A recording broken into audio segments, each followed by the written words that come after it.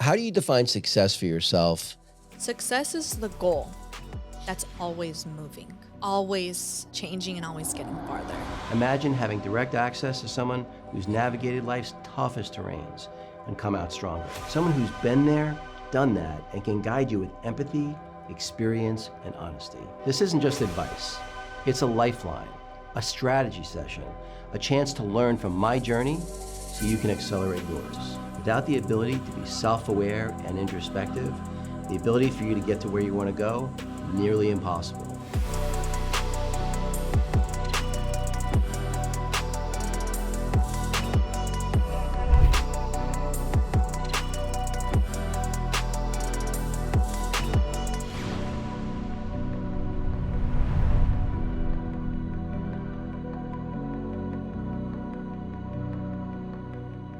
Hey, everybody. Welcome back to the David Guttman podcast. I have my first ever repeat guest today, Via Ramirez. So trader, now you're doing fix and flips in real estate. You're also a shareholder and partner in Elite Trader Academy, which been a great contributor to, and mentorship. You do still doing mentorship and coaching. So I think I've checked all the boxes. Did I miss anything? That's all. Well, so today, the reason I really wanted to have you back on before I left Miami and went out to Scottsdale. I think we're both a little sad about that. I think a little is underplayed, but yes. But when we did the first podcast, we hadn't known each other very long. And, we've been meeting almost every single week, I think, for coming on like 10 months or so now. And so now that we know each other better, I just thought there are so many parts of you that I think are interesting that people can learn from. And so I wanted to kind of delve into some of that today. So that's why I really wanted to have you back on before I headed out of Dodge. So a little bit about your journey. So when we talked last time, we talked a little bit about, kind of your upbringing and what your folks did and stuff like that. But I really wanted to understand, because I never asked you this directly, how you view yourself from a career standpoint, because you're doing a bunch of things, right? And none of them are sort of on the traditional path. You've had a 9 to 5 before, but this is what you do now is definitely not that. How do you decide kind of the mix of things you're going to do, and maybe how far do you think into the future when you're thinking about what you're going to be doing from a career standpoint? So, okay, let's backtrack. Sure. Tell me again that question. So my Into question, 2 parts, I guess, because it is 2 parts technically, yeah, right? so it really is 2 parts. So it's like the first part is there's a mix of things that you're doing. How do you make that? Like, for instance, like you decided, hey, I'm going to learn about doing fix and flips in real estate. And I know you did a bunch of networking and built some relationships to help come up the learning curve on all that kind of stuff. And, really jumped in with both feet, already doing your first one, which is going pretty well. But how do you think about the mix of things you're going to do? Or is it just kind of like, hey, you know what? I'm traveling through life. Things pop up. And when something pops up that's interesting, I'm going to take a look at it. Or are you more sort of, what's what I'm looking for, sort of explicit about, hey, I want to learn this, and then I'm going to invest some time and energy in learning that? Or is it more whatever pops up, people you meet and run into? I would say a little bit of both, because of the fact that I genuinely do like new things.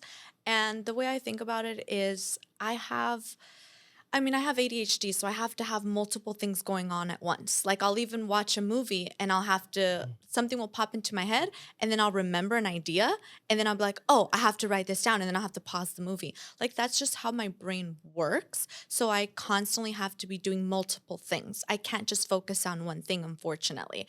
I just, I guess, get bored, or my brain just kind of wanders off. But as far as picking what I want to put my time and energy into, it goes with the mix of, yes, opportunities, but I also like to think of the big picture in the future. And I think about like, okay, if this goes really great, is it something that I enjoy and can do it long term?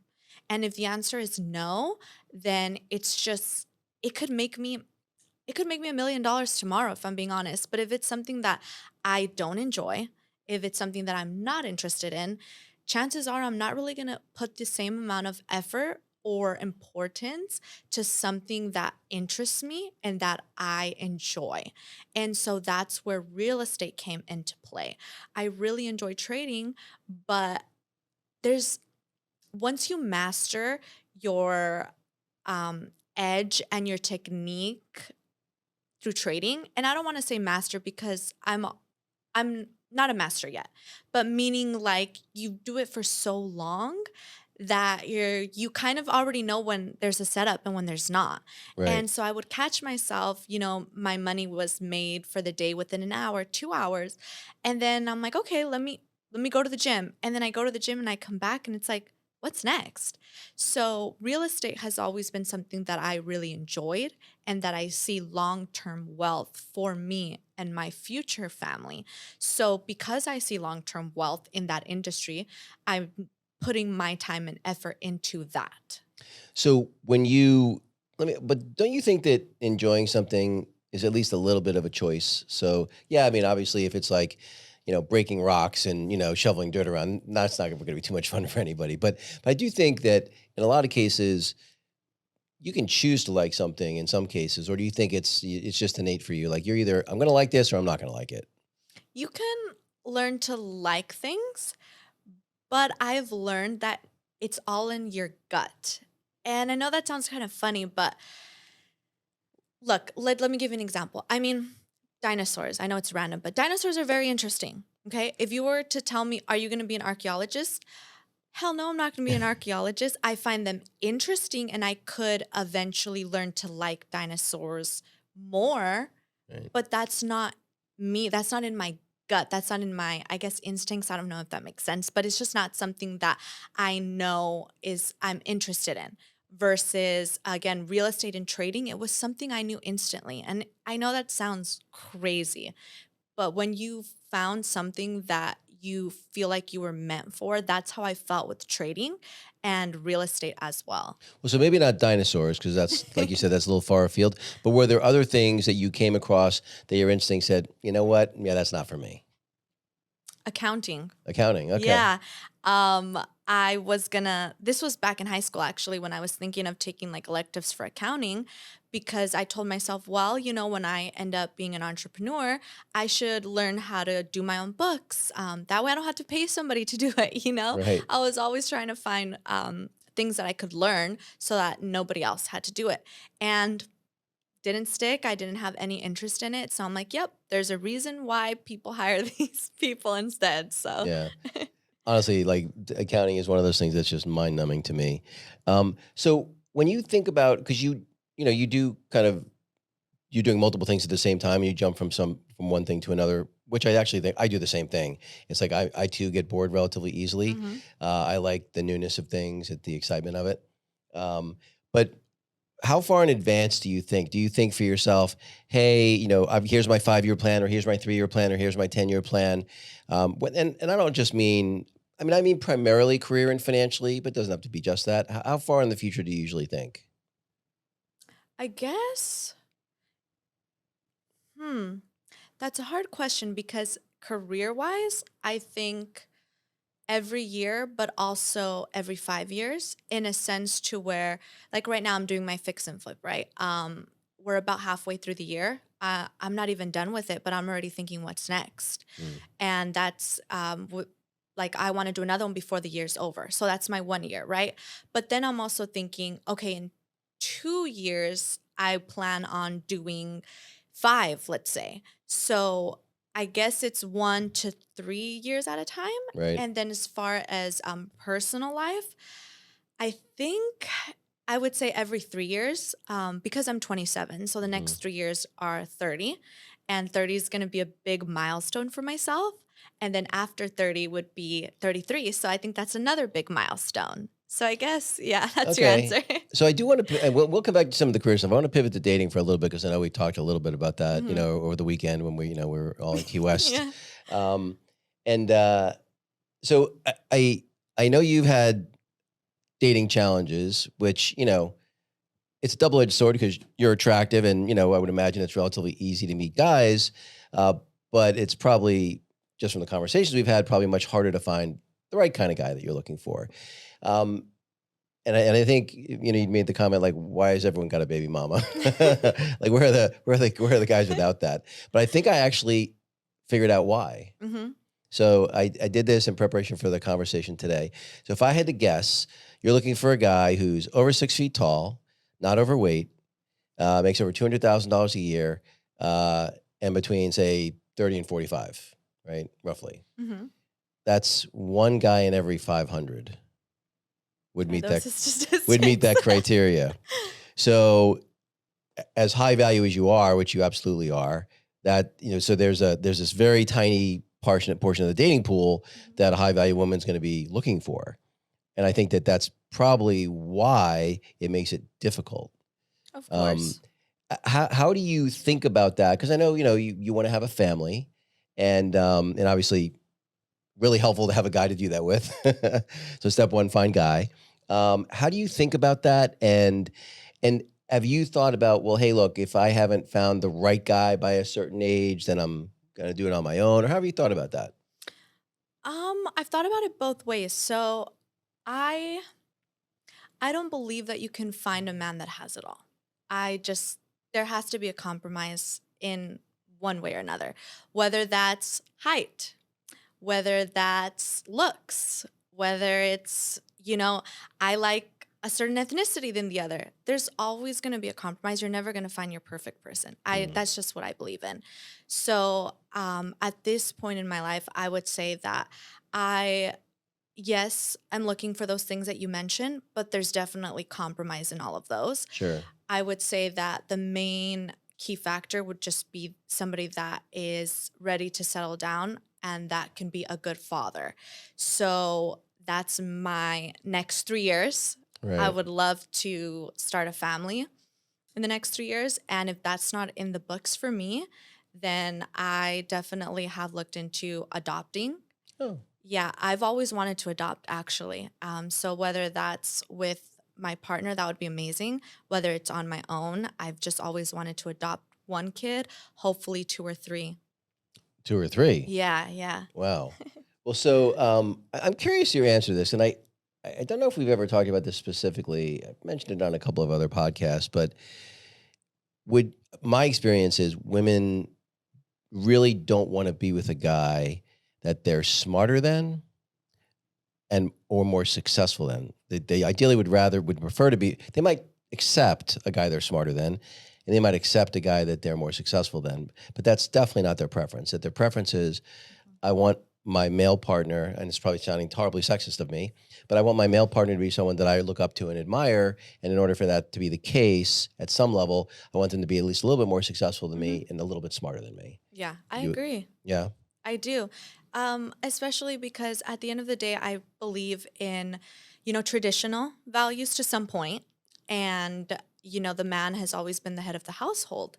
And in my mind, if I'm smarter than the man and I'm the breadwinner per se, then traditionally that makes me the head of the household. Right. And that's not really the tradition that I am looking for. Yeah. So that's why I agree with that. Yeah, no, it makes a lot of sense. Well, it's funny because my experience is, especially if I'm talking to someone who's more of a feminist, no drinks in them. Oh, no, I'd be totally fine with that. But you get a couple drinks into someone and like, well, because no one comes home, bragging about the garbage man they're dating, or the middle school teacher that's making $60,000 a year.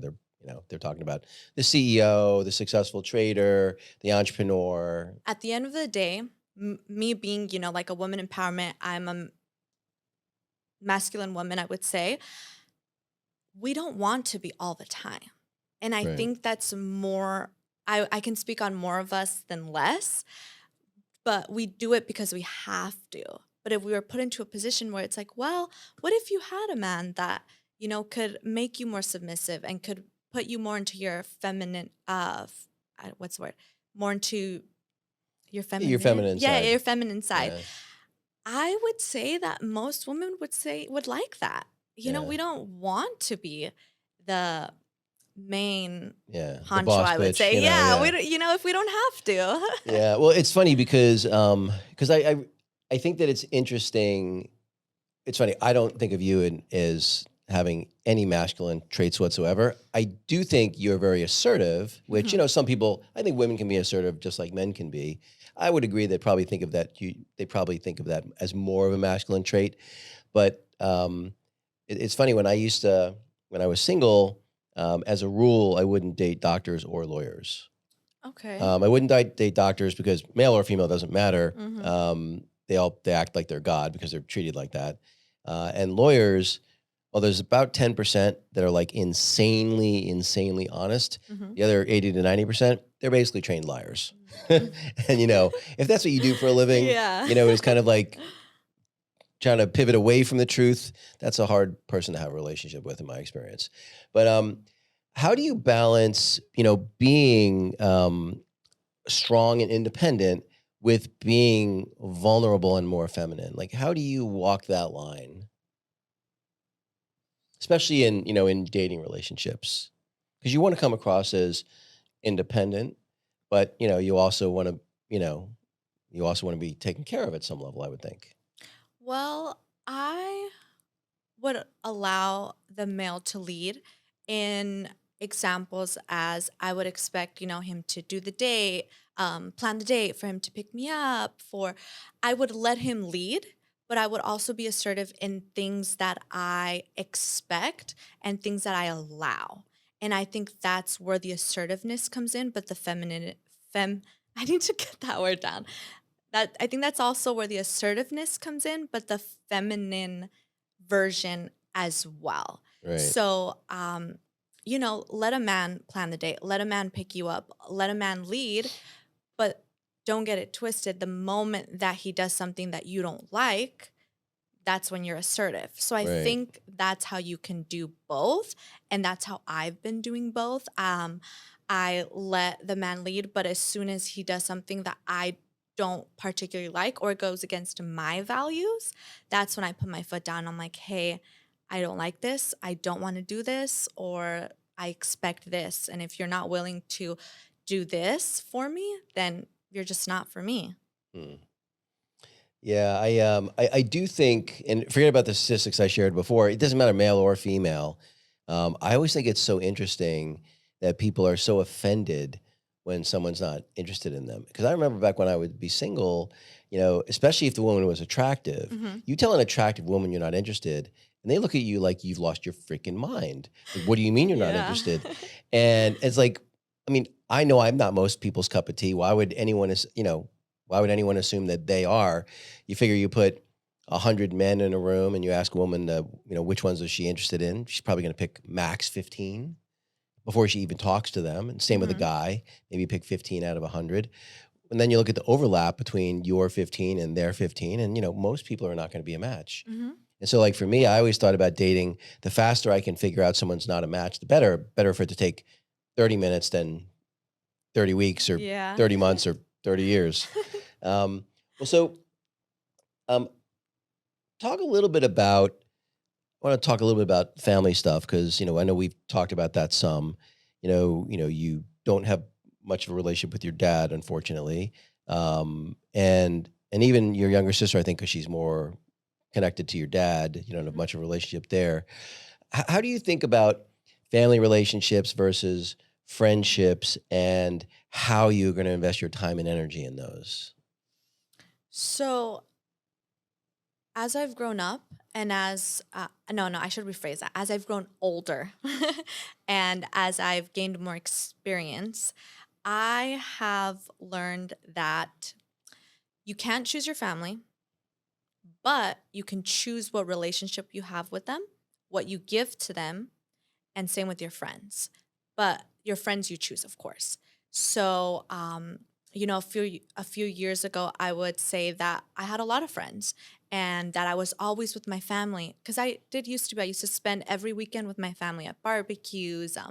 I always loved being with them. I would hang out with my friends all the time. And then you grow older and you go through experiences and you learn that me spending time with all those people was actually for them and it wasn't really for me. And so when I moved to Miami completely by myself, it taught me and showed me that the person I hang out with, whether it be family or friends, is the person that I actually want to spend time with. Because back, a few years ago before I moved here in California, I felt like I was seeing my family and my friends based like, oh, well, default. Right. They're down the street or that's my family. I have to go. I can't not go to barbecues. Sure. And now I genuinely get to choose when and who I see. And I think that is very important because when somebody starts to just select who gets their energy, they start to just get more peace because then your energy is not consumed all the time. Right. I'm a person that gets overstimulated quickly, but only by people that suck the energy from me. And in order for me not to get overstimulated, I need to be put into an environment where I give and receive the same type of energy. I think people underestimate how much negative relationships can sap your energy. Hmm. Even relationships that are somewhat neutral.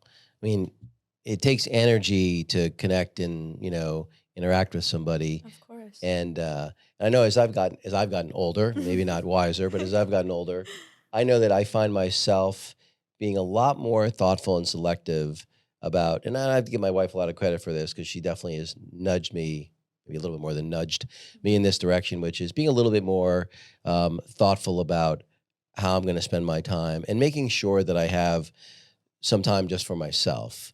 Of course. How do you think about alone time versus time you spend whether it's friends or family? I think alone time is one of the most important things anybody can do for themselves. I would rather spend time alone, if I'm being honest. Right. Again, because I get overstimulated very quickly. And I genuinely enjoy the friends that I spend time with and when I do see my family. But there is nothing like having solitude. And it's important because there's a difference between loneliness and solitude. Loneliness is when people feel, I don't want to use the word lonely for loneliness, but Right. a l- Disconnected? yeah, Yeah. disconnected, a little lost. But solitude is when you find joy and peace in doing things alone. Right. So honestly, I do most of my things alone. I go to the movies alone. I go to concerts alone. I'll even if we lived next to Disneyland, I would go to Disneyland by myself. I just love Disneyland. But I think Probably one of it's the few very things we don't healthy. agree on. I know. I think it's very healthy for people to do things alone because it's hard. It's very hard to do things alone because it makes you sit in your thoughts. And that's hard for a lot of people. Yeah, I differentiate between being alone versus being lonely, but I totally get your point. I know my daughter recently, she's for most of the time since she was 14, she's had a boyfriend. Not the whole time, but when she didn't have a boyfriend, she kind of had like the guy friends who she knew were in love with her kind of thing. So she always kind of had that sort of male validation. Hmm. And this is the first time in her entire life that she's not doing that. And I think I've been really surprised by how much she's grown, um, even in just a few months of having that aloneness. Yep. So it's Yeah. interesting. I think that's very important to find yourself alone. And it's something that I always used to tell myself. It's funny. So I used to always tell myself that when I get married or find my partner, I don't want people to refer to me as, oh, you're his wife or you're Mm. his partner, you're his girlfriend. I wanted to make sure that I had my own identity. And that's something that I told myself I would never give up in a relationship. And you find yourself giving that up in some relationships, of course. Mhm. But when you get out of those relationships and you're forced to be alone, then it forces you to look at yourself and you're like, who are you alone? And if you don't even know the answer to that, that should scare you. One of the things I've come to realize as I've gotten older and maybe a little bit wiser is anytime you attach an identity with yourself. So I'm a CEO. I'm the owner of this expensive car, house. I'm this person's spouse. I'm this person's parent or this person's child. I'm an athlete. Whatever the identity is, anytime you have that identity, anything that then threatens that identity creates suffering. And so I'm not perfect at it, but I've gotten much better as I've gotten older at trying to be as identityless, if that's even a word, as possible. Because I feel like it allows me to be more objective. Because, as an example, if you see yourself as, a business person, um, it's a successful business person, I should say it that way. And, if one of your business goes sideways, maybe you don't want to acknowledge the problems that are there because it's at odds with your identity. And so to me, it's like having an identity, I think makes it harder to take in new information, especially if that new information is at odds with the identity you've associated yourself with. Mhm. Do you have any thoughts about that? You know, I don't know if this correlates to kind of what you're saying, but it reminds me of um, David Goggins talks about how when you're on your deathbed, well, yeah, when you're on your deathbed and you see like the ghost that was supposed to be you, right? Right. And it's looking at you and you don't recognize it and it's like, "Oh, well I'm who you were supposed to be," right? So that reminds me of what you're saying as far as when when I die, right? I don't when people are at my funeral, I don't want people thinking, "Oh, she was a great," like you were saying, she was a great CEO, or she was this great boss, or whatever, if that makes sense. I want people to say like, "Wow, like Via was nurturing. She was friendly. She was great. She was always there for me." So that's kind of what I associate what you were talking about. No, that makes sense. That I mean, because I feel sometimes this. I can't No, no, speak. I feel the same way in that if I had an identity, it's like it sounds a little cliche, but it's like, hey, Dave is a really good guy. Like if I have an identity that I want to attach myself Yes, to, correct. and There we that can go. play itself in a lot of different ways. You could be a coach, you could be an athlete, you could be a CEO, you could be a husband, whatever. Um, I want to talk a little bit, and this will be hard for me to talk about without uh, being emotional. Is our relationship. Um, I'm really surprised by. I mean, I liked you from the beginning. That's why when I knew you were new to town, and said, hey, I know you don't have any friends. Why don't we have coffee? And I'll at least be one friend here.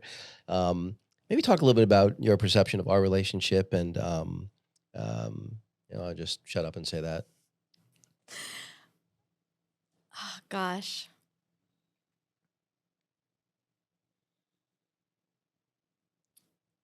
Your Our relationship is basically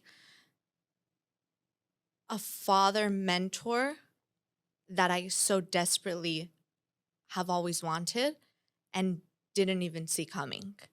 And that day that I met you, I knew that I had to know you basically based on just our conversation. And at Top Tier, when you had your keynote, you reminded me so much of like Steve Jobs and how he was such an inspiring person to so many. And I told myself, if I can be in the same room as a Steve Jobs, I have to talk to him. And I remember telling myself, okay, Via, this guy has no idea who you are. You're just going to go up to him and you're just going to tell him like you want his advice and you want to talk to him. And I did. And that night you gave me the best advice like I have ever gotten. And I remember calling my mom and telling my mom, I am going to make sure that I build a relationship with Dave because he's just, there was just something about you and the advice and just how well, like you actually cared about what I wanted to build. And a lot of people don't care. A lot of people don't take the time to even give you their insight. And I remember talking to you about the school systems that I want to start to change. And I will never forget what you told me. You said, that is a great goal, and you might get there, you might not. But remember that if you want to do something that big, it might take your whole life doing it. Are you prepared for that? And nobody had ever been so real with me. And I remember thinking to myself, yeah, I am, and that's what I want to do. And when you messaged me saying that, oh, let's grab coffee, I literally thanked God. I was like, wow, like here I am with nobody, nobody to guide me, nobody to look out for me, nothing. And God said, oh, well, here's the perfect role model, perfect father figure. And I got to know you, and you're like the most amazing person. I got to know Sina and her, and we're like best friends now. We're always hanging out and we're always talking. And it's just, I truly believe that God brings people into your life when you don't expect it and when they're needed. And I'm just so thankful. I really am. I thank God every day. I've met so few people that have your character and moral compass. It would be easy for someone as attractive as you to not be very nice. I mean, it's true that a lot of women that are attractive are often travel through life with, what do they call it, pretty privilege or whatever they call it. Yeah. Um, and I always I joke with my wife. I said, "You're a 9 who acts like a 2." And as a guy, that's the home run, right? You want the girl who's beautiful but doesn't act like the world owes her, Everything. everything. Yeah. They act like a normal person, and they just act, they're nice to waiters and waitresses, they're nice to door people, they're nice to Uber drivers, they're nice to everybody, because you want someone who's going to be a decent human being traveling through life, trying to find ways to touch people's life in a positive way. And you would think the part that I always find, um, that I really can't wrap my head around is, I don't understand why more people aren't nicer. Like, because if you've ever, I mean, everyone, even jerks, are occasionally nice, right? And when you see how the world reacts to you when you're nice, and you see how the world reacts to you when you're not, why would anyone choose to not be nice? And yet, it seems to be more common than not. And I just can't wrap my head around why. I think people view the world as, I don't know if I should say such a bad place, but maybe, because I didn't used to be so nice. I think I used to see myself as a victim, though. And I think that was a possibility as to why I wasn't so nice. So if somebody flipped me off, or if somebody got my order wrong, I would be like, oh, of course they did. Or, God, like, I would be pissed off. And now I don't see myself as a victim at all. And it's interesting because, like, yesterday with the whole situation that, I Yeah. texted you about, I did something for someone and it wasn't appreciated. And it hurts when it comes from somebody that you care so deeply about. And I did cry, but not because I was sad.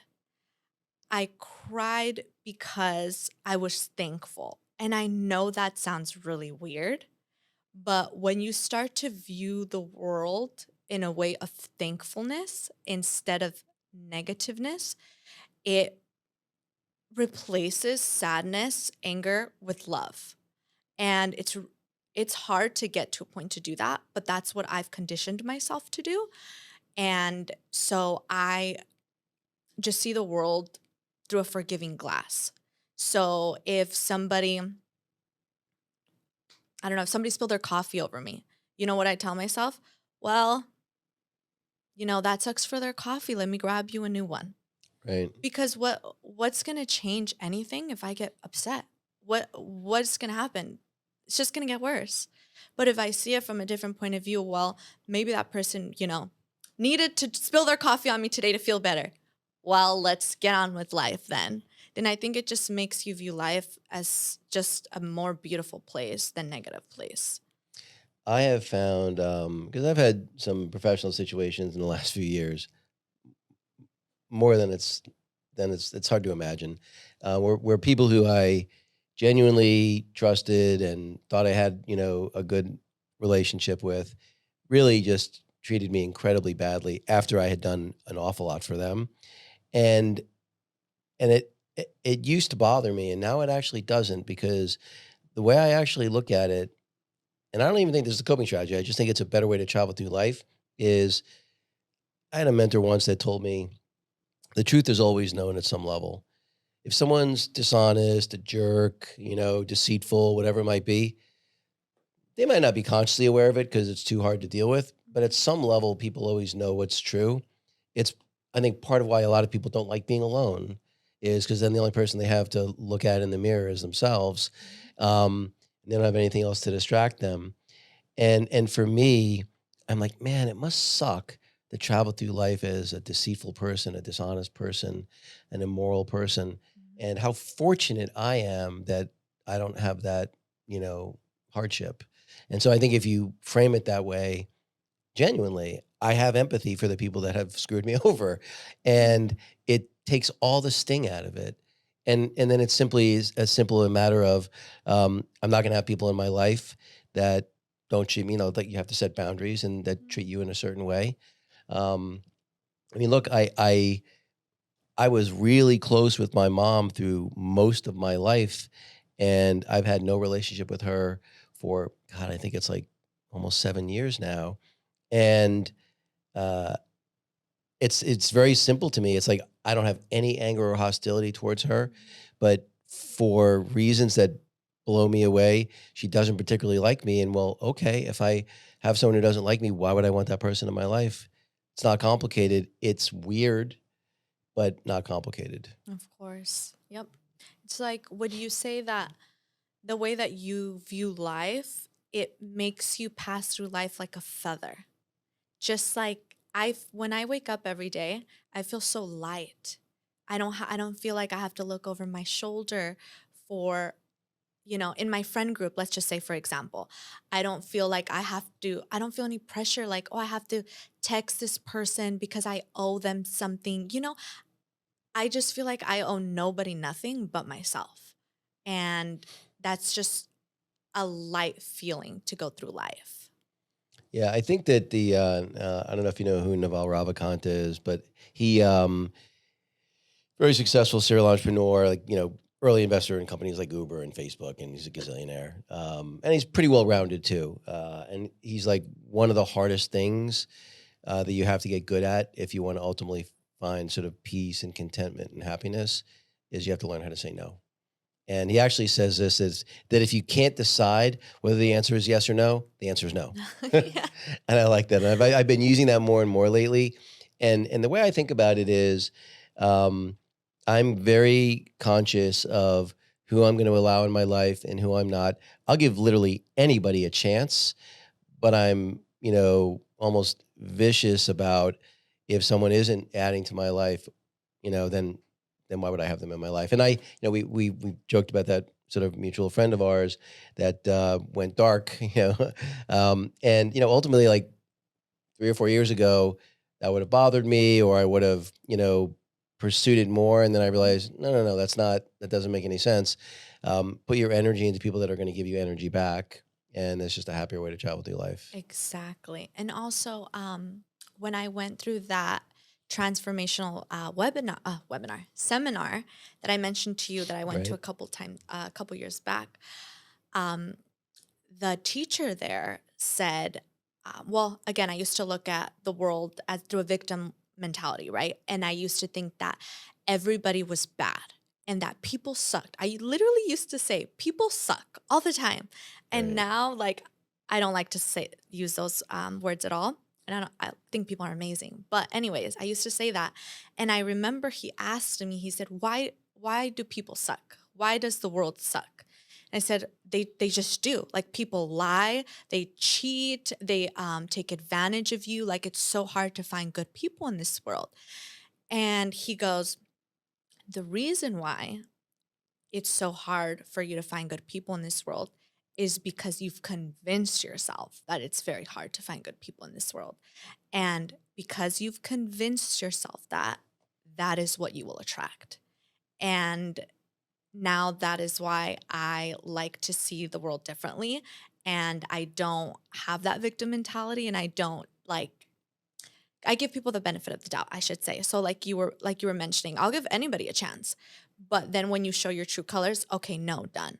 But if we look at people automatically like, oh, well, they're just gonna suck. Well, we already have those expectations. So wouldn't it make sense that they're gonna meet those sucky expectations more easily because you've already put that into your mind? Yeah. And not only that, but like I have so many experiences, like meeting you as an example, but like that young girl just finished high school who's now working for me, Hmm. and just doing an amazing job. I also have so many experiences where people completely surprise me in the other direction. Like, why would you think that's not going to be this situation? And it's such a happier way through life to be like, hey, maybe this is an egg with a piece of gold inside of it, as opposed to something bad. You Yeah. know, um, I'm curious how you think about how you make decisions now versus maybe how you made decisions 4 or 5 years ago, and has that changed at all? Like, how do you think about how you make decisions? Whether it's who you're going to date, or I'm going to do this fix and flip, or how has your decision making process changed, if at all?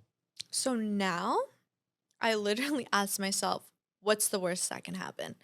And the answer usually is, I'll go broke. But I already went through that. And I think that is why I asked myself that question now and I didn't before then. Before, I can't really remember if I what question I would ask myself.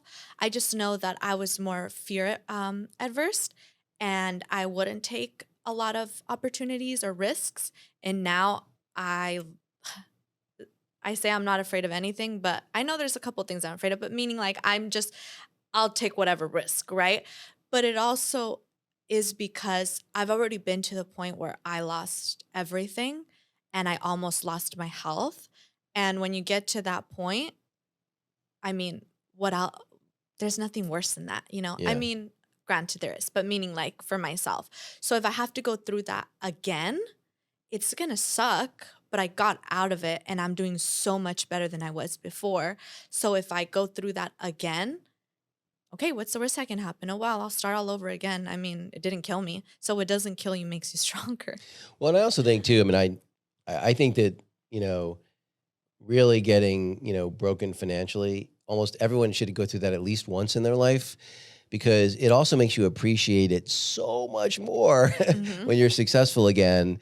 It's so much sweeter the second time than it is the first time.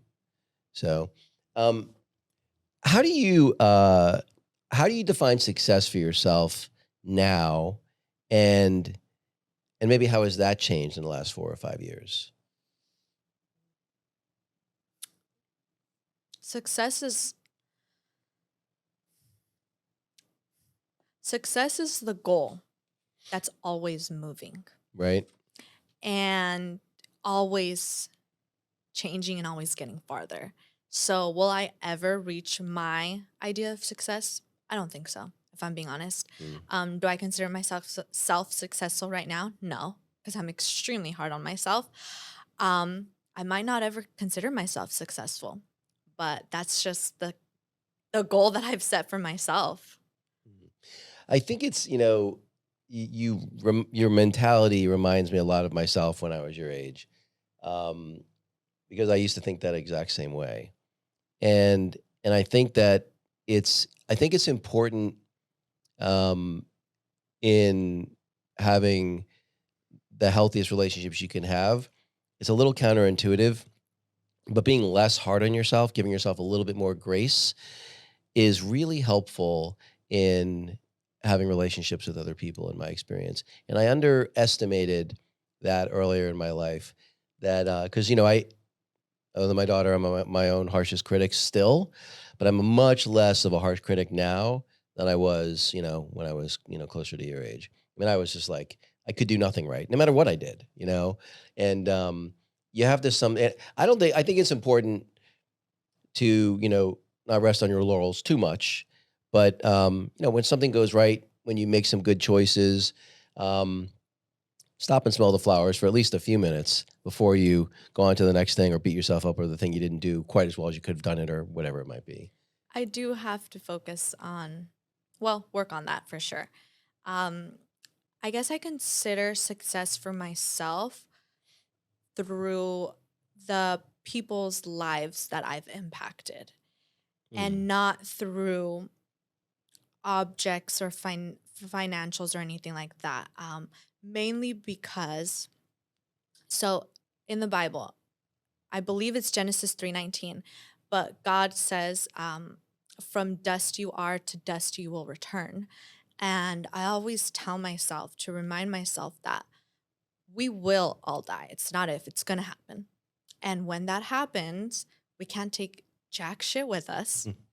And whatever we built is probably going to get forgotten about in the next 100 years. So the only thing we can take to our grave is the legacy that we create, right? For me, the legacy that I want to create is the people that can be like, Via helped me, Via changed my life, Via impacted me, whether that's through a book, whether that's through a program, whether that's through a conversation I had with somebody. Mm. That to me is success instead of physical things. It's one of the things I still struggle with mightily is, on the one hand, I've never met a single person that knows the first name of their 8 great-grandparents. Like, I've never met a person that this is the first name of people you're directly descendant from by a couple of generations. And forget about knowing their whole lives. You don't even know their first name, not even their last name. You don't know their first name. And so the idea of a legacy, because eventually all the people that I will have affected will also die. And anyone they might have told about me will eventually, their children, let's say, will eventually die. And so when I think about the timeline of 1,000 years or 10,000 years, it really won't have mattered that I live if I think about it purely objectively. And yet, I do think about it the same way. Like, my purpose in life is to try to impact as many people in a positive way as I can, even though I know it won't ultimately matter. And I think again, I'm still, like I said, wrestling with it myself. I think the reason that that's the right purpose is that there's no happier way to travel through life than, just in the last 2 weeks, I've had something like 5 different people tell me that I changed the entire course of their life. I don't actually agree with them exactly. I think I've been somewhat of a positive impact, but I just opened the door for people and they did everything else. They're giving me way too much credit, but it is a happy way to travel through life that, that you have a large number of people that feel that way. And that those are the people that you spend time with and try to invest your time and energy in. Well, think about it this way. I'm thinking of Amelia Earhart because I read something about planes yesterday. Yeah. But I think she died in one of her flights. I believe, nobody shoot the messenger, but I believe it was in the 1920s. So it would be, 100 years later, right? We're going to know about Amelia Earhart probably for the next 300, 400, 500 years. 1,000? Maybe not. But I don't think we're going to be alive then anyways. I don't really believe we have 1,000 years left. Hell, I don't even think we have 500 years left. So I do think that your legacy will live until we all are no more. Well, I am trying to make an AI version of myself for my daughter, maybe for you too, so that if I get struck by lightning or something, my daughter would be able to ask me a question, 5 years from now. Okay, that would be cool. No, it's totally doable. Really? Yeah, it's totally doable. So I actually met a guy who created one for himself. And what was cool about it was, because I'd had him on my podcast, I asked his AI avatar, some of the same questions I asked him on the podcast. It gave me the same answer. Wow. And these weren't like simple questions like, where'd you Yeah. go to college or something, like these were like, Yeah. hey, tell me what you think about legacy, or more complicated questions. And it gave me the same answer. And what I realized was too, by virtue of the fact that I'm creating all this content, hundreds and hundreds of hours of podcasts and eventually thousands of hours plus, courses and books and stuff like that, that I can feed all of that into AI and I can ask it questions and it'll answer like me. And even in the Wow. same tone. In fact, I did this once where I'd written an article on leadership that was based on the movie The Gladiator, and I had the idea to write another one, but basing it based on Ted Lasso, the TV show Ted Lasso. And I was going to write it, and then I said, "Oh, let me just see how AI would do it." So I fed it my Gladiator article, and I just gave it the guidance: make it sound like me, Mhm. like how I wrote in this other article, but base it on Ted Lasso. And it got it like 90%. Okay, And that's cool. well, and not only that, but like what, so it would have taken what the first article took me like 25 or 30 hours to write and re-edit a whole bunch of times.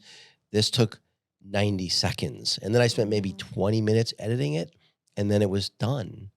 And it was just, and like I said, imagine where AI is going to be in 6 months, 6 years, a Next decade. It's decade, yeah. crazy. It's going to be crazy. So I do think that's going to be true. And that, maybe that's the legacy that we leave behind is we leave a digital version of ourselves. Yeah, hey, if that's what it is, I'm all for it.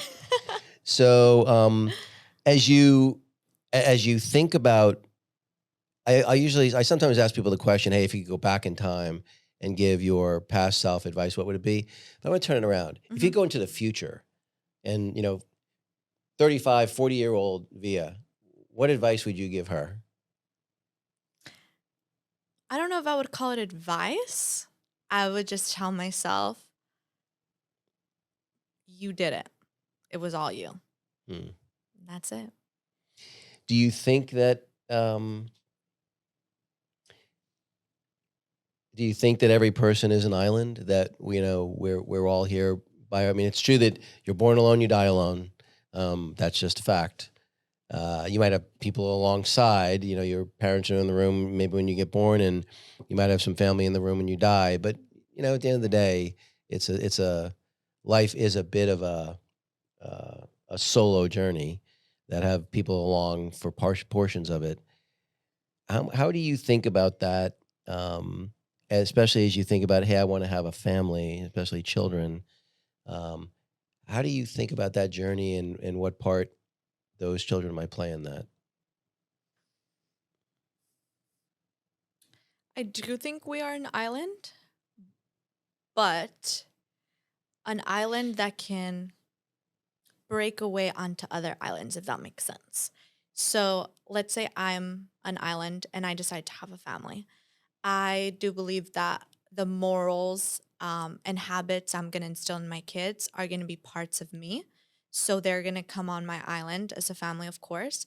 And then as they grow older, they're going to become their own island, but taking away little bits and pieces of me and the island that they started on.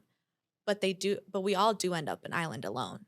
But I think we take little bits and pieces based off the people that raised us. Hmm.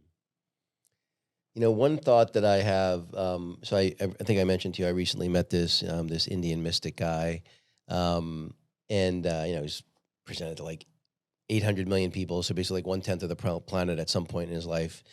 Um, and when I was talking to him, and he was really talking about, he was kind of like, yeah, you could talk about peacefulness. He's like, but what your goal really should be is enlightenment.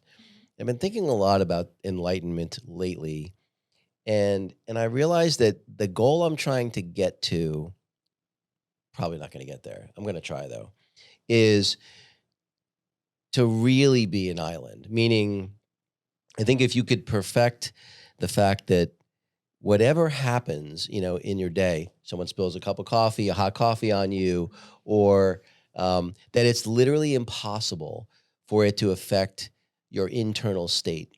That your internal state is unshakable, and it's just observations about the things that are happening.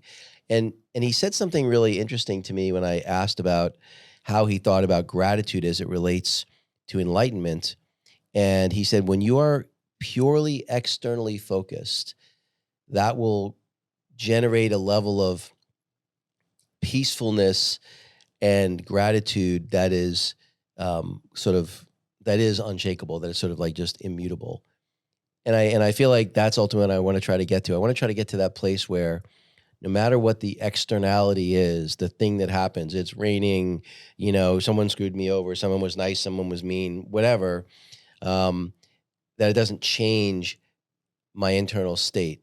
And I think that's the thing I'm trying to work towards. How do you, does that make me sound crazy? No. I do the same thing. So, okay, I challenge you when when it rains, and let's just say you're not even wearing a hoodie, Yeah. instead of being like, damn, why didn't I bring a hoodie? Right? You think, thank you. Thank you for the rain. That's what I'm trying to condition my brain to do. So I'm doing the same thing. Again, like last night, that situation sucked, but instead of looking at it as it sucked, I prayed and said, thank you that I even have this situation to even begin with. Thank you that that I'm blessed to be able to have this type of situation. So I challenge you, for anything that might even bother you, even ever so slightly, turn it around and say, okay, how can I be thankful for this? It's funny you bring up the rain thing. Literally this morning, I just finished working out, and it was torrential rain, and I was like, oh, perfect opportunity to empty my cold plunge. I can just dump the water off the side of the balcony, and I won't get busted. And so I was literally out there in my shorts, right? Rain pouring down on me, and I was like happy as a clam emptying the thing. Mm-hmm. And I actually had the thought in the moment, like, normally this would bother me, and instead I'm actually pretty happy. See, yeah. And I will say that you will start, or maybe even this has happened to you, your everyday life right now, but have you ever had people like kind of just tell you that your energy is different? Has anybody ever told you that? They haven't Random necessarily. No, actually. Okay. I've had people tell me that there's something about me that's unique or interesting, but they haven't necessarily used the word energy. Okay. Because I do believe that people have this type of energy from them. And some people are more, some people are empaths. I'm an empath. So it's weird, but I can sense when somebody's just not a good person. And it's kind of something, it's like an instinct thing. But I have had random people, just say that I have some type of energy from me. So I'm just curious. So keep an eye out for that. Like, Have you never been wrong? Where you thought someone was a good person and they no. weren't? I've well, actually, Because I'm gonna keep you around. I'm gonna keep you pretty close. Be like, hey, what do you think about this? it's weird because my type of instinct and energy that I get from people is not like, I can't just look at somebody and be like, oh, they're a great person, they're a bad person. Mm. It's more so where I go meeting somebody open-minded, and then if I get a bad feeling, and even though I can't explain it, I walk away and I tell myself, there's a reason why I'm feeling this way. And that time I'm always right. So that I actually have that same thing. When I get a negative feeling about someone, Mhm. that's never been wrong. Now I've occasionally been wrong the other way, where I didn't see it initially, and then eventually I'm like, okay, that's a person I probably shouldn't be around. Mhm. But when I've had that strong reaction right off the bat, I've never been wrong either. That's See, interesting. yeah, so there you go. So it's energy. Sometimes you pick it up easier than others, but I do believe that you can, some people, you feel it stronger than others. Yeah. Well, Via, where can everybody find you? When we wrap up on that, I will say too, you better make some trips out to Scottsdale. Of I'll be making course. trips back to Miami, of course. And I know, and I think we're gonna do our coffees virtually, right? Once I move Yes, out. definitely virtually, and they're gonna have to be in person every Right. couple of months. Yeah, absolutely. So where can people find you? But yes, so on Instagram, official Via Ramirez, Facebook, you can just look up Via Ramirez. I'm still writing my book, so that will be coming out hopefully this year. And LinkedIn, just look up my name as well. So yeah. Great. Well, Via, thanks so much for doing this again. Thank you, Dave.